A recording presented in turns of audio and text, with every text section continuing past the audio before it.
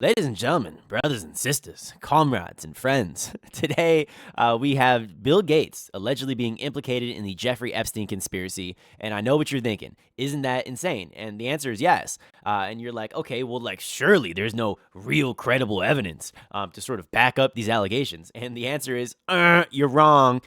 We actually have emails 6 years before Jeffrey Epstein was arrested in 2019, implicating Bill Gates with respects to him cheating on his wife and potentially giving her an STD and secretly or drugging Melinda Gates for potentially curing an STD.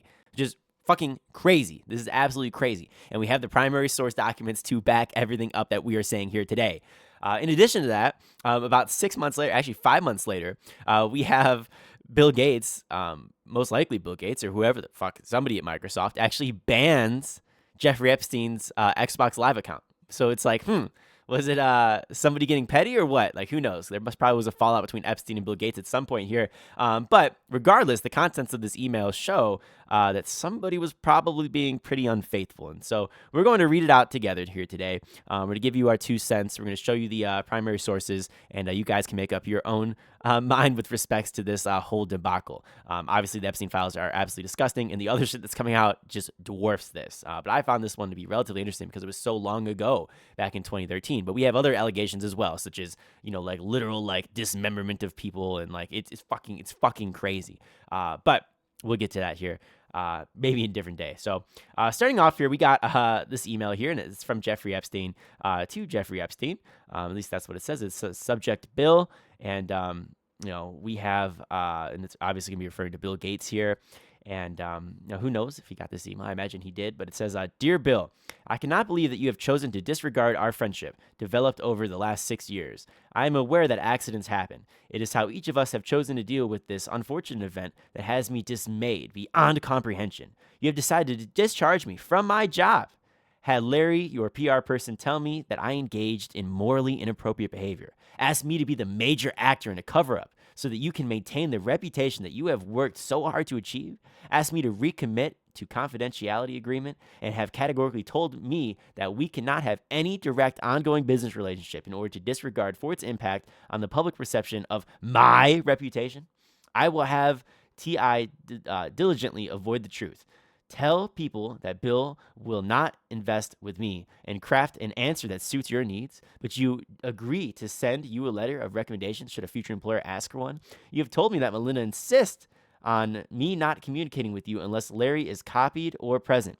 Though you have consistently maintained that I could have not done a better job and that I was underpaid compared to my contribution. You then, beyond all sense of fairness and frankly decency, said that as, quote, generous, end quote, compensation for keeping the Gates reputation intact, you would let me keep what we agreed I had already owned, the investment pieces, and give me 2 years severance, similar to Christine Turner, another casualty. If the shoe was on the other foot, I would have said, Boris, this is not your fault. I confessed to Melinda. You didn't. It was the moment of weakness, and I will do anything within my power to make it right for you. I have more money than anyone needs, and I assure you I will structure something so that you will not be penalized for my error. Lucky for me, I have enough money to provide you, though it will not heal the injury. It will make you secure in your future. In addition, I will bend over backwards to make sure that your next career is rewarding and on an upswing.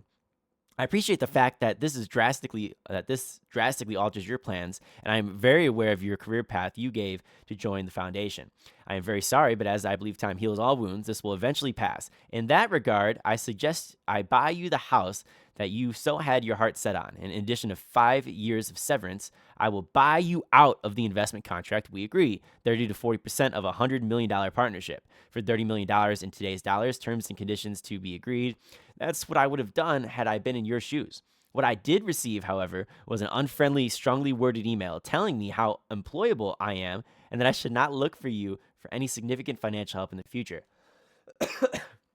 Now, here's the interesting part, guys, so tune into this one. So it says, quote, to add insult to the injury, you then implore me to please delete the emails regarding your STD.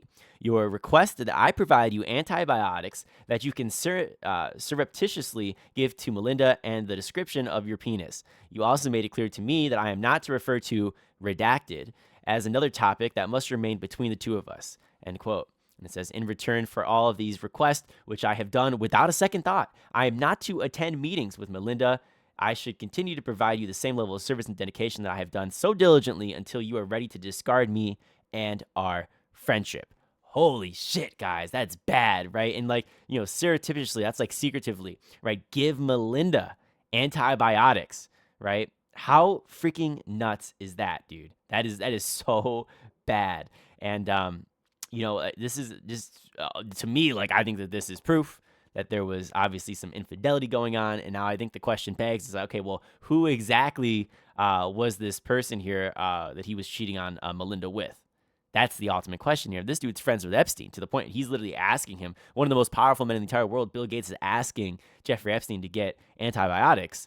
Then, how close were they, right? And what other kind of fucked up shit was going on that they knew about this, right? And like they feel comfortable enough to talk about this. This is bad. I don't know. I find this to be absolutely crazy. Obviously, all allegations, but dude, this is bad, right? Released by Congress, of course.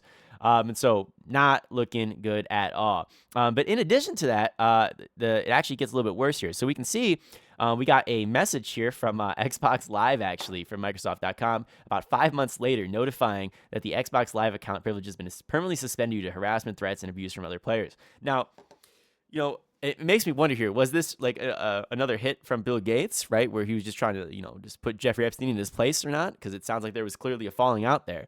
Or was this just Jeffrey Epstein was saying such crazy fucked up shit that he actually got banned from Xbox Live, which I don't know. I mean, I grew up, I was the generation that grew up with Xbox Live, back in, again, around this time period. And like to get banned from Xbox Live, dude, you had to be like saying some crazy shit, dude, like diabolical stuff, shit that's just mind-blowing, right? The stuff that people would say back in the day on MW2, Modern Warfare 2, Call of Duty, bro, you have no idea, dude. And so, look, if this dude's getting banned, like, he was like, this dude was doing something crazy, right? That's all I'm going to say here. And so somebody had a nice little, I saw this from VX Underground on Twitter here. They sort of sum it up as follows. They say, Bill Gates, business nerd, has Epstein helped him get Russian prostitute? Who knows if it's a Russian prostitute? Who knows? I have no idea. I haven't seen anything on a Russian prostitute. But if you have, feel free to correct me here, or I'll include at the end of the video if I do some more research. I can maybe find something. It says, Gates gets an STD, asks Epstein for STD medicine. Epstein helps him. Gates gets worried his wife will get STD. Gates asks Epstein help secretly slipping antibiotics into her food. Epstein gets annoyed. Epstein tells Gates he doesn't want to hang out anymore. Gates absolutely seeds. Gates called his secret network of assassins, Microsoft staff.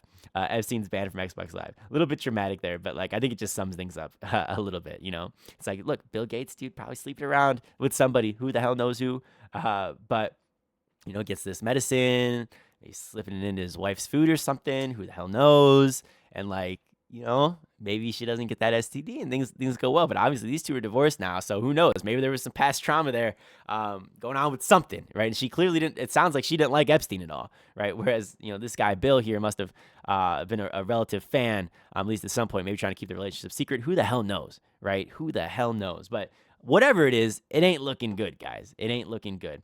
And, this is just the tip of the iceberg.